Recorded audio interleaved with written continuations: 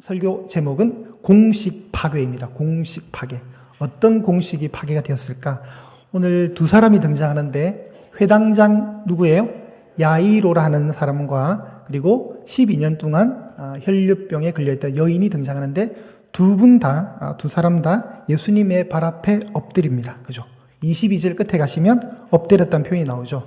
22절 끝에. 그리고 33절 끝에 예수님 앞에 와서 엎드렸다고 나옵니다. 왜 이런 일이 일어났을까요? 자, 이제 찬찬히 한번 살펴보도록 하겠습니다.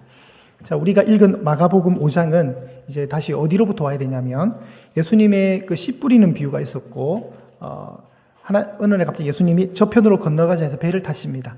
그래서 여기서 이쪽으로 간 거예요. 이쪽으로 배를 타고 갔습니다. 가는 도중에 풍랑만 났고 예수님이 주무시다가 일어나셔서 그 풍랑을 잠잠케 하셨고, 도착한 곳은 이제 데가볼리의 거라사라는 지역이었고, 그 거라사라는 지역에서 군대 귀신 들렸던 자를 고쳤습니다. 그리고 고치고 나니까 그 지방의 사람들의 반응은 거절이었죠. 예수님을 배척했고, 예수님이 그 일이 마무리된 뒤에 지금 배를 타고 오늘, 21절에 배를 타십니다. 배를 타시고 다시 맞은편으로 건너왔다. 이 말은 원래 사셨던 가버나움으로 다시 오신 거예요. 가버나움에서 배 타고 거라사 갔다가 다시 배 타고 원위치 하신 거예요. 성경 아카데미 8과목 가운데 예수님의 갈릴리 선상투어라는 과목이 있습니다. 선상투어. 배를 타는 거죠, 배를 타시고 예수님이 갈릴리 호수를 다녔던 그 경로를 보는 과정이 있는데 많이 들으시기를 소망합니다. 네. 그때 이제 자세히 알려드리겠습니다. 배를 타고 왔는데 이제 배를 타고 여기 도착하니까 그동안 예수님이 하셨던 놀라운 일들이 자꾸 소문에 소문이 쌓여서 많은 사람들이 모였습니다. 그 많은 사람들이 오늘 21절에 큰 무리라고 나오죠. 큰 무리가 예수님께 모였습니다.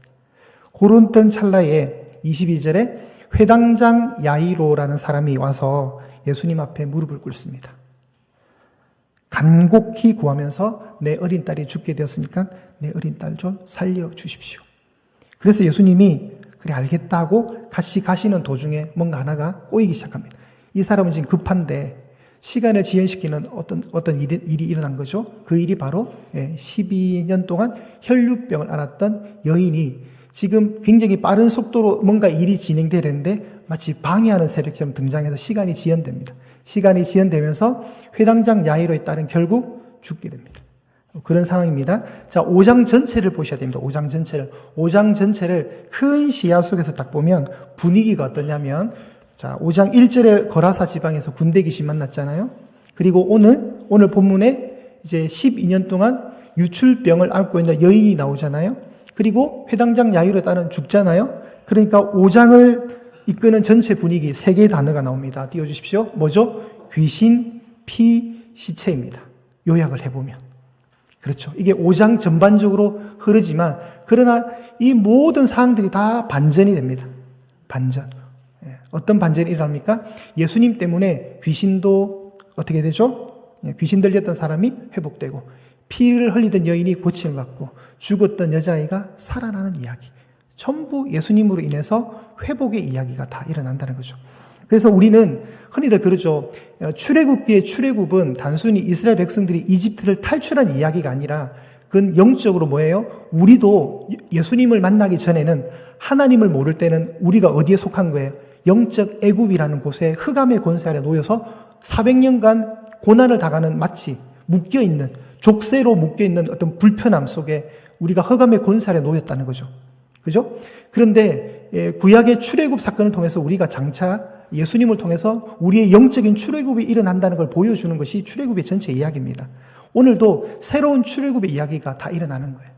귀신 들렸던 거라사 광인은 어디로부터 출애굽합니까? 사탄의 힘으로부터 출애굽하는 거죠. 그리고 오늘 질병으로 고생하는 이 여인은 질병으로부터 새로운 출애굽을 경험하는 겁니다. 회당장 야이로의 딸이 죽었지만 달리다굼을 통해서 일어납니다. 새롭게 회복이 되죠? 뭐죠? 죽음으로부터 그 인생의 영적인 출애굽이 일어난다는 거죠. 할렐루야. 여러분 너무 감격스럽지 않으세요, 여러분? 예수님 때문에 일어난 일이잖아요. 이게 다 볼 때 모두가 불편해하고 피하고 싶고 인생의 절망을 안겨주는 단어들이 귀신, 피, 시체잖아요. 다 피하고 싶잖아요. 그런데 모든 이 상황 속에 거라사 광인과 혈류증 여인과 야이로의 딸은 예수님 만나고 다 회복이 된다는 겁니다. 진짜 출애굽을 경험했다는 것이죠.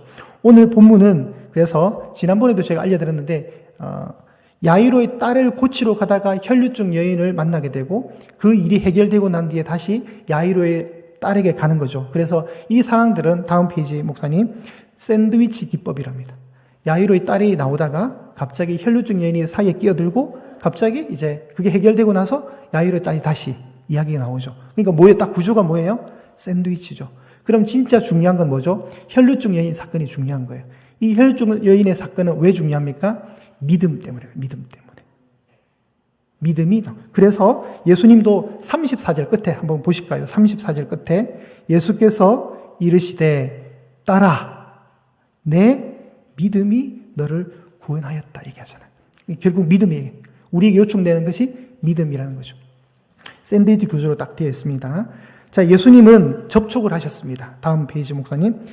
접촉을 하셨는데 어떤 접촉이 일어나냐면 부정한 여인의 피 흘림의 몸과 접촉이 일어났고 회당장 야이로의 딸을 손을 잡죠. 시체와의 접촉이 일어났습니다.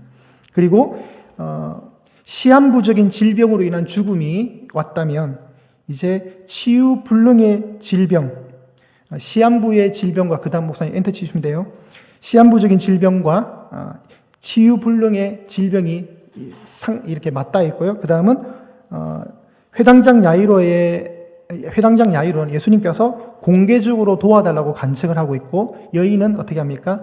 은밀하게 접촉을 합니다. 이것이 이제 대비되고 있습니다. 자, 그래서 오늘 이야기는 21절부터 24절까지의 하나의 주연은 늘 예수님이시니까 조연이 있다면 회당장 야이로가 되고요. 큰 이번에 가시면 25절부터 끝나는 34절까지 두 번째 조연이 있다면 12년 동안, 12회 동안 혈류병을 앓았던 여인의 이야기가 됩니다. 이 두 가지의 이야기가 딱 맞물려 있습니다. 자, 말씀 보겠습니다. 그러면 예수님이 이제 21절에 보시면 큰 무리가 예수님께 모였다고 했는데 이건 어디랑 비교가 되냐면 거라사 지방에서 예수님을 배척했던 그림과 비교가 됩니다. 자, 보실까요? 우리 5장 17절 말씀을 보겠습니다. 5장 17절 말씀. 귀신 들린 사람이 나음을 보면서 예수님께 어떤 반응을 그 지방 사람들이 보였습니까? 우리 17절 읽어볼게요. 5장 17절 마가복음 5장 17절입니다. 시작. 그들이 예수께 그 지방에서 떠나시기를 간구했다. 제발 나가달라는 거죠. 나가달라고 했는데 마침 다시 돌아온 이 복음의 전초기였던 가버나움 동네에서는 예수님이 어떻게 됩니까? 굉장히 환영을 받습니다. 왜 그럴까요? 그동안 예수님의 사역들의 소문이 있었기 때문에 그렇습니다. 그래서 27절에 보시면 혈류증 여인이 예수님께 나올 수 있었던 배경에는 뭐가 있습니까? 예수님에 관한 소문 때문에 예수님을 만나게 되는 거예요. 예수님을 만나고자 했던 것이죠. 자, 그래서 지금 큰 무리가 예수님께 모이는 장면은 거라사 지방의 그 지역 사람들이 예수님을 배척했던 그림과 반대되는 모습입니다. 뒷장으로 넘기시면, 자, 회당장 야이로가 와서 예수님 앞에 꿇어 엎드립니다. 발 아래 엎드립니다. 그리고 23절에 간곡히 구하고 있는 이 장면. 이 장면은 좀 특이한 장면 중에 하나입니다. 왜 그러냐면, 회당은 유대인들의 자부심이거든요. 예배를 드리는 공간이고, 그 유대인의 공간에 그 모든 것을 컨트롤하는 회당장은 굉장히 신분적으로 높은 사람이고 존경을 받는 사람인데 이 사람이 예수님께 무릎을 꿇는 건 이건 어떤 느낌이냐면 마치 유대교가 기독교에게 무릎을 꿇는 것과 똑같은 장면입니다. 굉장히 이건 파격적인 장면이고요. 그리고 대다수의 종교 관련 지도자들은 예수님을 멀리하는데 특이하게도 이 사람은 예수님께 와서 항복을 합니다. 무릎을 꿇었다는 건 항복이잖아요. 그죠? 그러면 항복의 배경은 뭐가 있습니까? 항복을 왜 하는 거죠? 급하거든요. 어떤 문제입니까? 자식에 관한 문제라서 그래요. 부모들은요, 이런 상황에 보면 물불 가리지 않습니다. 그죠? 이해되시죠, 여러분? 저라도 그럴 것 같아요. 지금 뭐 유대교가 중요한 게 아니라 내가 지금 회당의 어른인이 아니 이게 중요하지 않는 거예요. 아마 나이도 예수님보다 많았을 확률이 높겠죠. 그런데 예수님께 무릎을 꿇습니다. 급했다는 거죠. 그래서 우리 얘기해 보시면, 동그라미 3번 있죠. 죽게 되었사오니 그 위에 보시면 우리 가로가 하나 있잖아요. 그러니까 그게 어떤 게 들어가야 되냐면, 예수님께 나와서 그분의 발 아래 엎드리는 모습은 그의 간절하고 절박한 간구의 자세뿐만 아니라 예수님의 진정한 이게 뭘까요? 권위입니다. 권위. 예수님의 권위를 인정하니까 하는 거죠. 여러분, 자신보다 더 높아야 우리가 무릎을 꿇을 수 있잖아요. 그죠? 그러니까 뭔가 기댈 수 있을 때 무릎을 꿇는 거지. 내가 봐도 나보다 힘이 없다고 생각할 때 무릎을 꿇지 않잖아요. 그러니까 이 회당장 야이로가 무릎을 꿇는 것은 딸의 죽음 앞에 예수님이라면 살려주실 수 있는 능력이 있다. 내가 그동안 예수라는 사람에 대해서 소문을 들었는데 많은 이야기를 들어보니까 이분이라면 충분히 가능하다. 그래서 그 권위 앞에 무릎을 꿇는 겁니다. 그죠? 자, 이제 23절에 이렇게 나옵니다. 3번에 보시면 죽게 되었사오니, 죽게 되었사오니. 이건 더 정확하게 직역을 하면 그 아이의 종말을 소유하고 있다. 이제 끝이 죽음의 끝 지점까지 와 있다. 이제 숨이 정말 넘어가는 상황인 거예요. 그리고 이제 다음 주에 제가 말씀 나누겠지만 결국은 이 아이는 죽게 됩니다. 12회가 아니라 12살입니다. 이 소녀가. 회당장 야이로의 딸이 12살인데 이 12살 소녀가 죽게 됩니다. 그렇기 때문에 달리다굼이 일어나는 거죠. 그 사건이. 이렇게 한시가 촉박하고 굉장히 지금 템포가 빨라져야 되는데 이제 요 이야기 속에 이제 샌드위치 구조이기 때문에 혈루증 여인 이야기가 쏙 들어오면서 시간이 지연됨을 발견하게 됩니다. 그래서 25절부터 새로운 얘기가 이제 전환이 됩니다. 25절 보실까요? 12회를 혈루증으로 알아온 한 여자가 있는데 26절에 그녀의 상황이 얼마나 이게 뭐죠? 고통스러운지를 성경이 굉장히 이렇게 자세하게 기술을 하고 있습니다. 26절에 보실까요? 많은 의사에게 많은 괴로움을 받았고 가진 것도 다 허비하였으되 아무 효험이 없고 도리어 더 중하였던 차에. 자, 여러 가지 연결됩니다. 내가 살려줄게 해서 많은 의사들한테 사기당한 것 같아요, 보니까. 그러니까 내가 살려줄게. 이 병 고칠 수 있어 해서 많은 돈을 투자한 것 같아요. 근데 더 아픈 거예요, 더. 괴로움은 더 했고, 돈은 다 허비되었고, 아무런 효능도 없었고, 도리어 더 병이 깊어가는 거예요. 이 여인이 겪고 있는 아주 절망적인 상황입니다. 그런데 이 여인이 이제 예수님을 통해서 회복이 됩니다. 이 여인의 병은 우리 2번 가실까요? 2번, 큰 2번 12의 혈루증 파트에 가셔서 혈루증이라 나오는데 이건 이제 만성 자궁 출혈증으로 보시면 됩니다. 계속해서 피가 나오는 거예요. 그러면 이 여인은 어떤 고통을 겪냐면 굉장히 창백한 얼굴 확률이 높아요. 빈혈 증세가 심했을 거예요, 아마. 그죠? 피가 12회 동안 계속 흘렀으니까 그 병이 낫지 않았으니까 얼마나 고통스럽겠습니까? 그런데 28절에 보시면 그녀에게 한 가지 생각이 들었습니다. 28절 우리 한번 다 읽어보시겠습니다. 시작. 이는 내가 그의 옷과에만 손을 대어도 구원을 받으리라 생각하밀러라. 자, 이 여인이 뭔가를 하나 생각하는데 이것 때문에 지금 일어나는 일이죠. 내가 저분의 옷에 손만 대어도 내가 낫지 않을까라는 믿음이 생겼습니다. 믿음이. 그럼 이 말은 이제 역대하 16장 9절을 통해서 구약에서 이런 구절을 선포합니다. 여호와의 눈은 온 땅을 두루 감찰하사 전심으로 자기에게 향하는 자들을 위하여 능력을 베푸시나니. 아멘. 이 은혜의 구절을 붙드시길 바랍니다. 하나님을 전심으로 찾을 때 하나님은 무엇을 약속하시냐면 능력을 베푸신답니다. 여러분의 인생에 문제가 있을 때 누구를 찾아야 됩니까? 하늘 아버지께 의지하십시오. 마치 그런 것처럼 하늘 아버지의 아들로 오신 예수님을 이 여인은 다르게 생각했습니다. 그래서 옷에 손만 대어도 내가 낫지 않을까라는 그 이상한 믿음이 생긴 거예요. 이상한 믿음이. 그날, 그 시에 하필이면. 근데 이 여인이 겪는 고통은 뭐냐면 단순히 피를 흘려서 뭐 혈색이 이렇게 이게 되게 빈혈 증세 때문에 창백하고 뭐 이런 수준이 아니라 사중고가 있습니다. 사중고. 자, 첫 번째가 뭐죠? 우선 육체적인 아픔이 있죠. 그리고 종교적인 불결이 있습니다.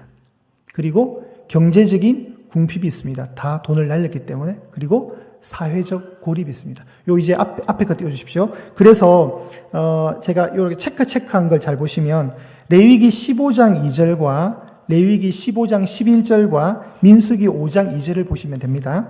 자, 레위기 15장 2절에 보시면 이스라엘 자손에게 말하여 이르라. 누구든지 그의 몸에 뭐가 있으면요? 유출병이 있으면 그 유출병으로 말미암아 그 사람 어떤 자라고요? 부정한 자가 된 거예요. 부정한 자. 그러니까 이 여인에게 지금 뭐가 있습니까? 병이 있잖아요. 피를 흘리는 병이 있잖아요. 그럼 이 여인은 어떤 판명을 받게 되죠? 부정한 사람이 되는 거예요. 기분 나쁘죠? 부정한 사람이 되는 겁니다. 그리고 레위기 15장 11절을 읽겠습니다. 우리 한번 합독하실까요? 우리 종이에도 있습니다. 시작. 유출병이 있는 자가 물로 그의 손을 씻지 아니하고 아무든지 만지면 그 자는 그의 옷을 빨고 물로 몸을 씻을 것이며 저녁까지 부정하리라. 또 불편한 단어가 뭐죠? 부정입니다. 부정. 우리가 딱 들었을 때 불편한 단어는 부정입니다. 그리고 이런 사람들은 이제 더 사회적 격리가 일어나고 고립이 일어나는데 민수기 5장 2절에 보시면 그들은 어디로 가야 됩니까? 진영 밖으로 나가야 됩니다. 이게 우리가 광야 이스라엘 그림을 보시면 그런 게 나오죠. 성막이 딱 중앙에 있고 동서남북 사방으로 12개 지파가 3개의 지파씩 흩어져 있잖아요. 텐트를 딱 친단 말이죠. 이렇게 성전을 딱 중심으로. 그런데 이런 병이 있는 사람들은 어디로 가야 됩니까? 그 텐트 밖으로, 진영 밖으로 나가는 거예요. 사회적 고립이죠. 그러니까 이 여인은 지금 단순히 몸만 아픈 것이 아니라 뭐까지 있습니까? 종교적으로 부정한 자다. 불결한 자라는 타이틀을 가지고 있게 되고요. 이미 돈은 다 탕진했고요. 그죠? 그 다음, 사회적으로 같이 살지를 못합니다. 그러니까 지금 이 여인이 무리로 인해서 예수님께 가지를 못하죠. 우리 성경에 나오죠. 27절 말씀 보실까요? 예수의 소문을 듣고 무리 가운데 끼어 있습니다. 그러니까 예수님이 엄청난 무리에 휩싸여 있으니까 예수님 만날 수가 없는 거예요. 그러니까 어떻게 합니까? 뒤로 가서 옷에 손을 대는 거죠. 근데 옷에 손을 댈 때 어떤 생각이 드냐면 내가 손만 대도 내가 낫지 않을까라는 믿음이 생긴 거예요. 누가 알려주진 않았어요. 그냥 하나님의 은혜입니다. 그런 간절함, 그런 확신, 예수님에 대한 또 다른 권위의 인정이죠. 야이로도 인정했듯이 이 여인도 그런 믿음이 있는 거예요. 예수님이라면 고쳐주지 않을까. 그래서 이 여인이 예수님의 옷을 만졌습니다. 그러니까 29절에 어떤 반응이 일어납니까? 우리 4절, 동그라미 2번에 동그라미 4번입니다. 혈류 근원이 어떻게 해요? 마르긴 말랐는데 한참 있다가 말랐습니까? 곧 말랐습니까? 예, 이게 중요한 거죠. 곧 말랐다. 그러니까 곧이란 말은 다른 말로 쓰면 즉시입니다. 즉시. 그러니까 이제 우리가 번역상 이렇게 한 건데 혈류의 근원이 예수님의 옷에 딱 손을 대는 순간 금방 팍 난 거예요. 그러면 이건 어떤 의미죠? 예수님의 능력이 굉장히 돋보이는 상황이죠. 그러니까 막 애쓰고 막 기도하고 막 이게 아니라 그냥 탁 만지는 순간 갑자기 그 자리에서 즉시로 난 거예요. 할렐루야. 이런 은혜가 있기를 소망합니다. 예수님의 능력이 돋보이는 겁니다. 그럴 때 예수님도 아시죠? 누가 내 옷에 손을 대었냐? 이것은 뭐냐면 책망하려고 하는 게 아니죠. 그 여인을 공개적으로 끄집어내어서 사람들에게 이 여인의 믿음을 바라고 제자들과 무리들에게 알려주는 겁니다. 예수님이 찾는 게 뭐죠? 나는 이런 믿음을 원한다. 이런 거잖아요, 지금. 그 여인은 두려워했습니다. 여기 보시면 33절에 보십시오. 예수님이 그 여인을 좀 이렇게 누가 내 옷에 손을 대느냐 물으니까 그 여인이 자기에게 이루어진 일을 알고 어떻게 합니까? 두려워하여 떨었다 그랬죠. 이건 여러분 예수님이 나를 뭐 때릴 것 같은 이런 공포감을 얘기하는 게 아니에요. 자기도 놀라고 나를 고치신 이분에 대한 경외감이에요. 이런 게 경외감이에요. 이게 우리가 알고 있는 공포의 두려움과 다른 뉘앙스예요. 와, 정말 나았구나. 그러니까 너무 믿기지도 않고 이 예수님을 향한 경외감이 들면서 떠는 거예요. 그럴 때 예수님이 굉장히 따뜻한 말을 해주십니다. 34절에 중요합니다. 우리 34절 한 번 더 합독해 보실게요. 시작. 예수께서 이르시되 따라 내 믿음이 너를 구원하였으니 평안히 가라. 내 병에서 놓여 건강할지어다.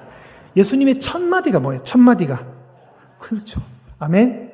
얼마나 따뜻한. 이놈의 시끼가 아니라 죄송합니다. 놀라셨죠? 이놈의 시끼 누구야가 아니라 따라해 주는 거예요. 이런 음성을 듣기를 축복합니다, 여러분. 네. 여러분이 정말 간절한 마음으로 이 본당에 오셔서 기도하고 새벽에 엎드릴 때 하나님으로부터 그 마음의 울림, 아들아, 나 너 잘 알아. 딸아, 나 너 너무 잘 알아. 내가 너 기도 듣고 있으니까 포기하지 마. 그럴 때 우리 마음으로 들리는 그 음성이 얼마나 큰 위로가 될까요, 여러분? 절망하고 답이 없어 보일 때, 너무나도 주저앉고 싶을 때, 기도하고 있을 때 하나님이 주시는 따뜻한 그 마음의 음성, 딸아, 힘내. 아들아, 괜찮아, 힘내. 내가 있잖아. 여러분, 이건 엄청난 위로입니다, 여러분. 지금 여인에게 예수님이 이렇게 해주시는 거예요. 딸을 칭찬하는 겁니다. 그래서 제가 굵게 표기를 했습니다. 딸, 믿음, 평안, 건강. 할렐루야. 예수님이 주신 4가지의 복이었습니다. 샬롬이 선포된 거죠. 평안이 가라. 샬롬을 선포하는 겁니다. 그리고 건강해지기를. 건강해졌으니까요. 건강이 완전히 온전함으로 회복이 되었습니다. 이런 모든 상황이 있습니다. 그래서 오늘 우리 설교 제목이 여러분 공식 파괴인데 이게 아주 중요합니다. 이제는 잘 들으셔야 됩니다. 지금까지 몽롱했더라도 이제는 잘 들으셔야 돼요. 왜 공식이 파괴냐면 아까 우리가 레위기를 통해서 15장 말씀을 통해서 유출병 환자는 부정한 자라고 정의를 내렸죠. 그리고 이 부정한 자는 어떤 일이 벌어지냐면 이 부정한 자가 만약에 이 강대상의 마이크를 만지면 이 순간부터 이 마이크는 부정하게 됩니다. 제가 부정한 자라고 생각할 때 제가 이 의자에 앉았습니다. 그럼 이 의자는 이 순간부터 부정하게 됩니다. 그럼 이게 얼마나 강력한 바이러스 전파자입니까? 코로나 환자보다 더 심한 거예요. 그죠? 만지기만 해도 그 물건이 부정해진대요. 그 얼마나 스트레스예요, 여러분. 내가 누구를 만지면 돼야 안 돼요, 그러면? 되지 않죠. 되지가 않는 거예요. 그런데 오늘 기적이 일어난 것이 뭐냐면 이 여인이 예수님을 만졌어요. 그죠? 옷자락을 만졌어요. 그럼 어떻게 돼요? 원래 상식적으로.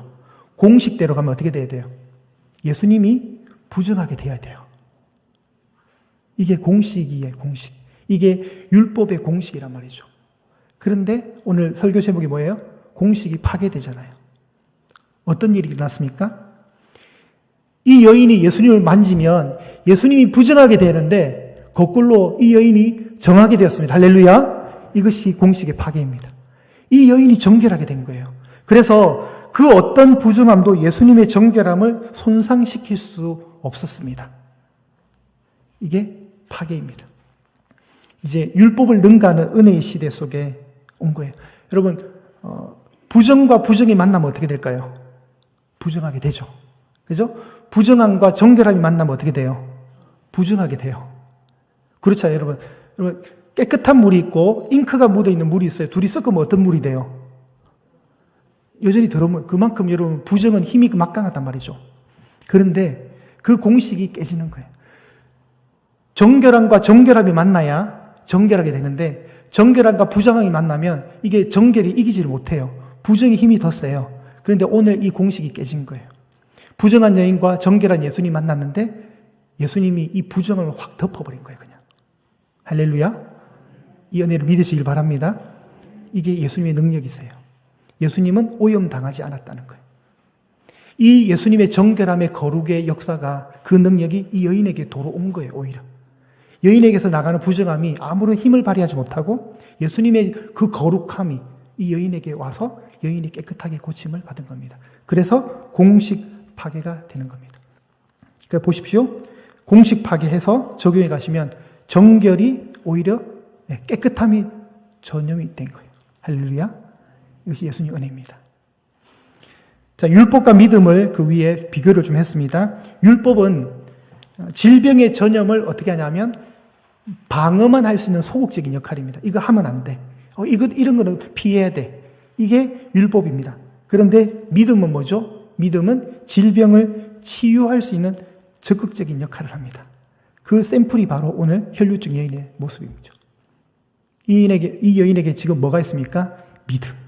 예수님의 옷가에 손이라도 대면 내가 낫지 않을까? 여러분, 이 여인은 그런 생각을 하면 안 돼요. 그리고 이 여인은 사람이 많은데 가면 안 된다니까요. 그러면 사람들 몸에 배일 거 아니에요. 그죠? 그러면 나도 모르게 이 여인이 주는 부정이 나의 몸에 오니까 이 사람은 마치 슈퍼 전파자가 되는 거예요. 절대로 가면 안 돼요. 그런데 이 여인은 오늘 간 거예요. 물 위에 틈바구니 속에서 끝에 손을 내밀어서 예수님 옷에 탁 만졌단 말이죠. 그런 이야기입니다. 믿음은 율법의 그런 선한 의도, 방어적인 의도마저도 넉넉하게 이기는 역사가 있는 겁니다. 아주 적극적인 역할을 믿음은 한다는 것을 알려주는 것이죠. 자, 그래서 오늘 이 본문은 이제 우리에게 어떤 메시지를 주냐면, 나도 이 여인처럼 환경을 뚫고 예수님의 옷에라도 손을 대고자 하는 그 열정이 나에게 있어야 되겠다라는 식으로 가셔도 됩니다만은, 그는 땅에서 보는 해석이고 하늘에서 보는 해석은 뭐냐면, 오늘 이 본문은 여인의 믿음도 칭찬하지만, 예수님 실제로 칭찬하잖아요. 우리가 거기에 머물면 안 돼요. 더 큰 시야 속에 예수님은 어떤 분이신가를 여러분이 정의를 잘 내리실 수 있어야 됩니다. 여인의 믿음이 칭찬되면 안 돼요. 성경은 그걸 의도하지 않아요. 이 부정한 여인을 깨끗하게 하신 예수님의 성품, 그분의 거룩한 속성을 보시란 말이에요. 누구든지 예수님을 만나면 어떻게 된다? 회복될 수 있다. 성경이 알려준 메시지, 이게 더 커요. 그러니까 나도 이 여인처럼 되어야지가 아니라, 그래 하셔도 돼요. 그렇게 큐티 하셔도 돼요. 그러나 예수님이 더 크게 여러분 속에 와닿아야 돼요. 그게 성경이 보는 관점이에요. 성경을 그렇게 늘 보셔야 돼요. 누구를 본받고 따르는 것도 좋지만 예수님은 나에게 어떤 분이신가, 나는 지금 예수님을 어떤 분으로 보고 있는가가 더 큰 묵상의 힘입니다. 이제 적용으로 가겠습니다. 최종 우리 한번 다 같이 읽어보실까요? 검정색 글씨. 자, 시작. 치유받은 여인은 육체의 고통으로부터의 해방뿐 아니라 사회적 회복도 이루어졌다. 더 이상 불경한 사람이라고 여겨지지 않고 공동체의 일원으로 살 수 있게 되었다. 그녀에게 하나님의 나라가 임한 것이다. 예수 그리스도의 새 출애굽으로 인해 세워진 교회는 바로 그러한 회복을 맛보는 공동체이다. 할렐루야, 아멘. 네. 그녀에게 뭐가 임했습니까? 하나님의 나라가 임했습니다. 이 모든 것은 하나님의 나라입니다, 여러분. 그걸 항상 염두에 두셔야 됩니다. 거라사 광인이 치유되는 것도, 12의 혈루증 여인이 고침받는 것도, 달리다굼에서 죽은 소녀가 일어나는 사건도 뭐예요? 하나님 나라가 임했음의 징조입니다. 징조. 할렐루야. 이 징조는 지금도 우리에게 있고요. 우리에게 유효합니다. 이게 2000년 전에 기록된 사건이 아니라 오늘 우리에게 있는 하나님의 나라, 내가 하나님 나라의 백성으로 살아가고 있다는 이 사실을 여러분이 기억하셔야 됩니다.